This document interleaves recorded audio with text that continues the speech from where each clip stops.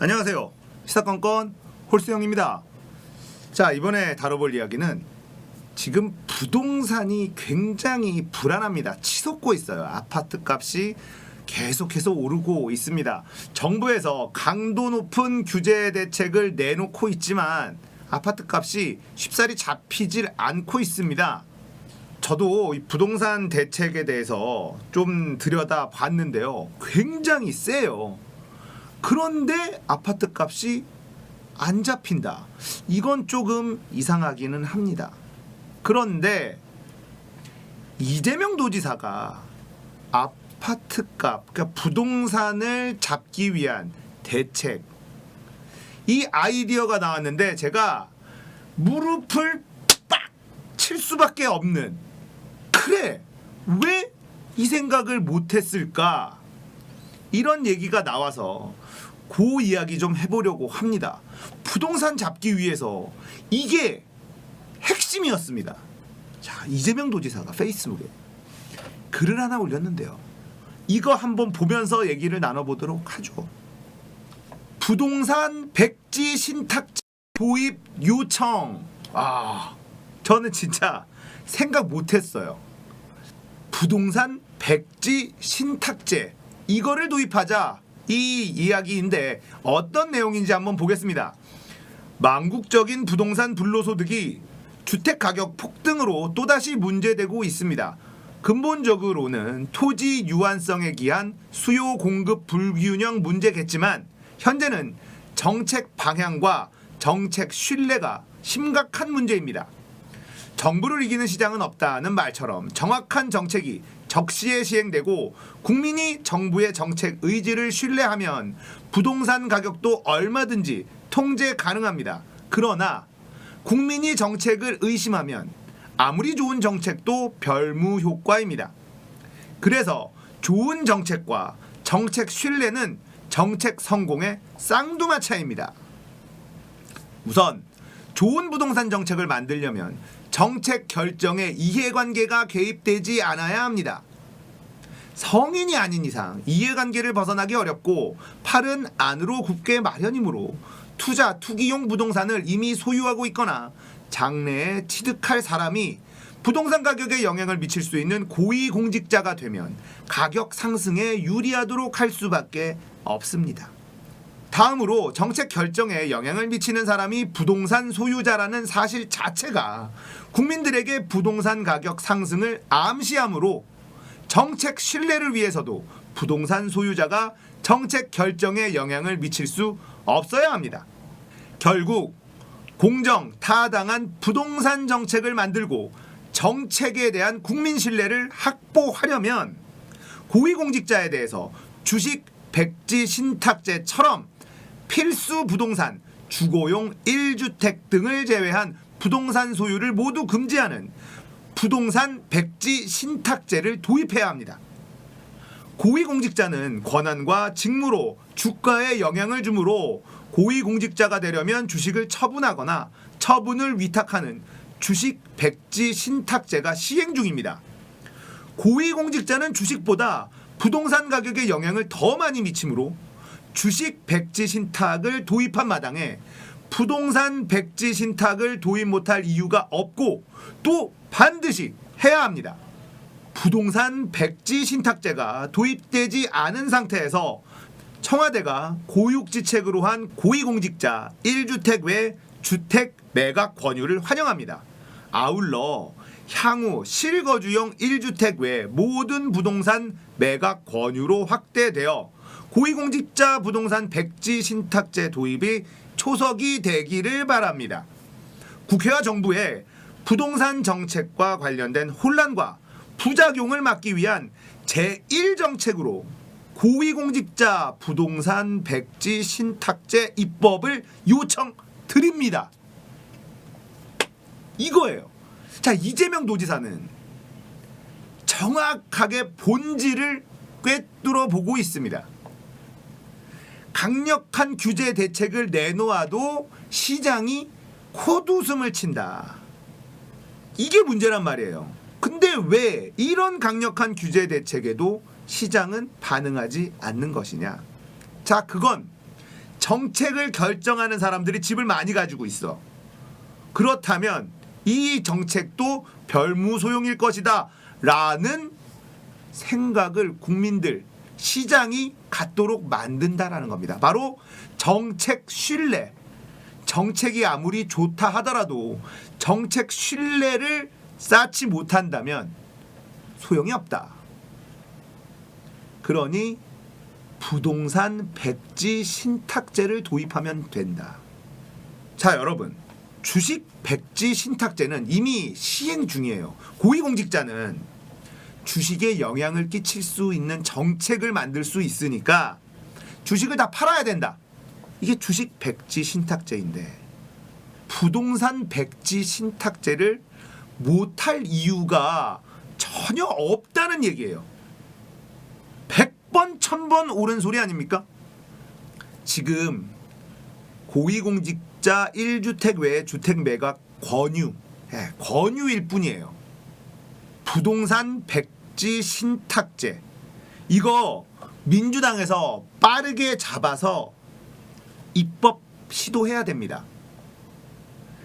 워낙에 국회의원들도 다주택자가 많기 때문에 반발이 있을 수 있어요.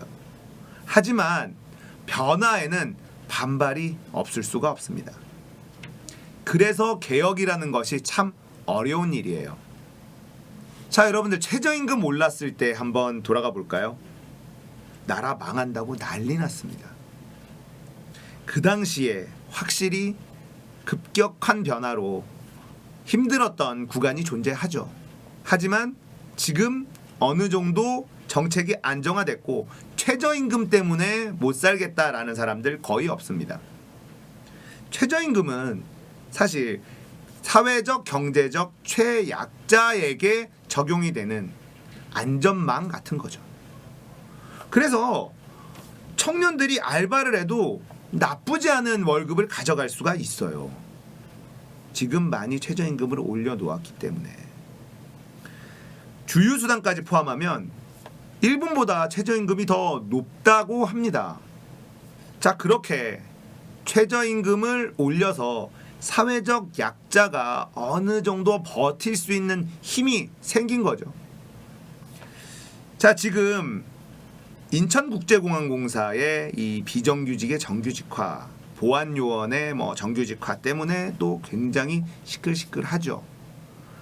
하지만 이것도 이 변화의 과정에서 일어나고 있는 일이다라고 저는 생각을 합니다.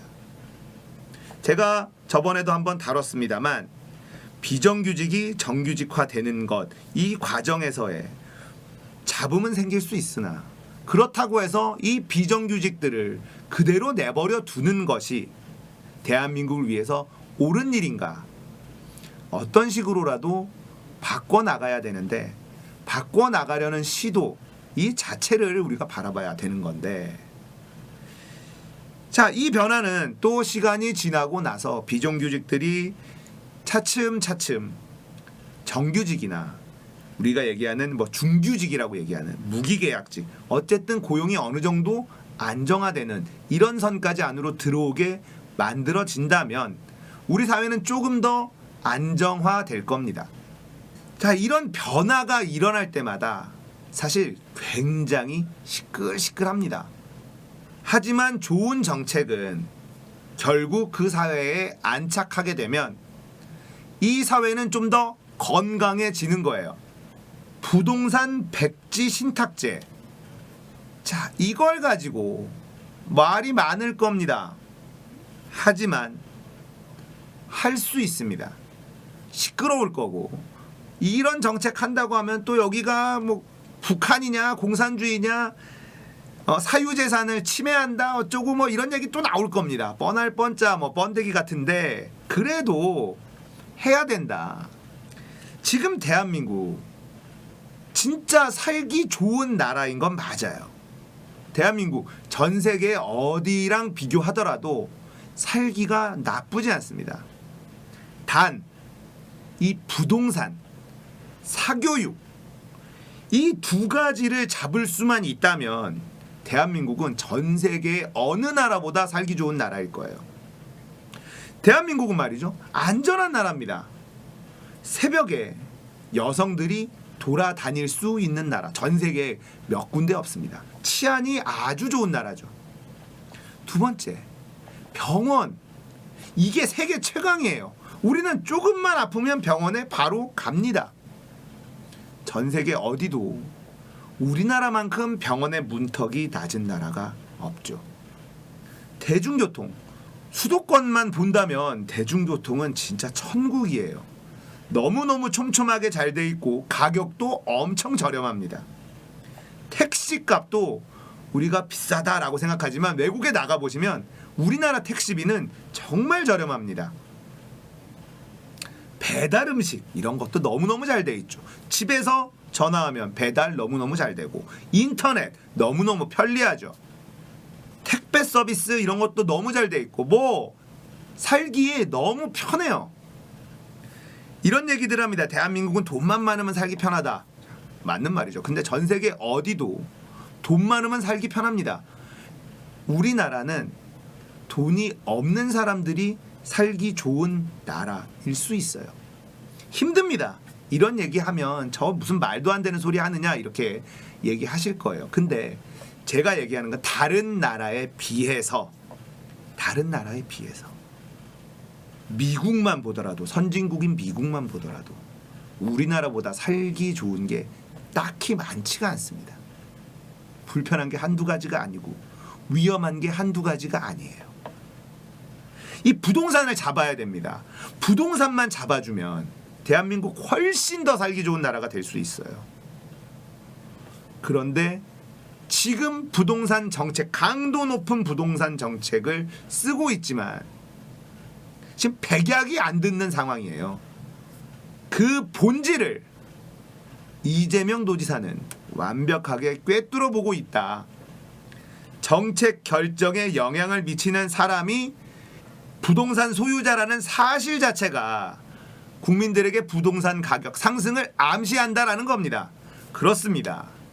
정책 신뢰, 국민들에게 이 정책에 대한 신뢰를 얻기 위해서는 정책을 결정하는 사람들의 순수한 의도가 보여야 되는 거죠. 이거 도입된다면 대한민국 부동산 잡힐 수 있다고 확신합니다. 이재명 도지사 호불호가 굉장히 갈리는 인물이죠. 저는 개인적으로 이재명 도지사의 일하는 스타일을 너무 좋아합니다. 계곡 한 번에 싹 정리했고요. 이제 바다를 정리하겠다. 바다에 얌체 상인들, 바가지 상인들 이런 것들도 다 도민들에게 바다를 쓸 권리를 다 돌려주겠다. 계곡도 그렇게 다 돌려놨습니다. 자, 이재명 도지사가 하는 걸 보면 그동안 못했던 것이 아니라 안 했던 것이다라는 게 드러나게 됩니다. 부동산 백지 신탁제는요, 이재명 도지사가 할 수 있는 건 아니에요. 그래서 입법을 요청드립니다. 이렇게 글을 마무리했어요. 이거 민주당이 바로 받아서 입법해야 됩니다. 사실 어려운 게 아니에요. 주식 백지 신탁도 지금 시행하고 있는 마당에 부동산 백지 신탁을 못할 이유가 아예 없습니다. 분명히 반발이 있을 거예요. 기회는 지금입니다. 180석을 가지고 있는 지금이 기회다. 하지만 민주당 내에서도 주택이 많은 사람들이 분명히 많이 있기 때문에 반대도 존재할 거예요. 이거 관철시켜야 됩니다. 시끄럽더라도 반드시 부동산 백지 신탁제 이거 도입해야 된다. 그러면 부동산 가격 잡힌다. 부동산 가격만 잡히면 대한민국은 전 세계에서 진짜 살기 좋은 나라가 될 수밖에 없어요. 지금 너무 부동산이 비싸기 때문에 내 집 마련 꿈도 못 꾸는 청년들 굉장히 박탈감이 심하거든요. 부동산 잡아줘야 합니다. 대한민국 미래는 부동산을 잡느냐 마느냐에 달려있다라고 해도 과언이 아니에요. 한창 잘하고 열심히 일하는 세대인 청년 세대들이 지금처럼 박탈감을 느끼는 대한민국이라면 미래가 어두울 수밖에 없어요. 희망을 가지고 열심히 노력하고 집도 얻고 결혼도 하고 가정을 꾸리고 이럴 수 있는 희망이 있어야 되는데 지금 이 미친 부동산 가격 때문에 청년들이 희망이 없어요. 부동산이 너무 비싸니까 결혼도 안 하려고 해요. 그리고 제발 뭐 신혼부부들한테 공급하는 아파트라고 해서 임대 아파트 이런 거 하는데 16평 이따위 거 좀 공급하지 마세요. 여기서 무슨 아이를 낳고 뭐 육아를 합니까? 예? 최소 20평 돼야 돼요. 아이를 낳으면 아이 용품이 얼마나 많은 줄 아세요? 16평 뭐 이런 걸로는 아이 못 키웁니다. 물건 둘 데도 없어요. 그러니까 정책을 내는 사람들이 현실 감각이 너무 떨어져. 제일 쓰레기 같아. 이런 것도 고쳐야 되고 부동산 백지 신탁제 도입해서 정책 신뢰도를 높이는 이거 무조건 해야 된다.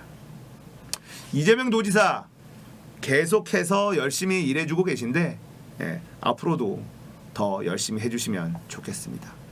자, 오늘 이야기 여기까지입니다. 공감되셨다면 구독, 좋아요, 알람 설정 부탁드릴게요. 감사합니다.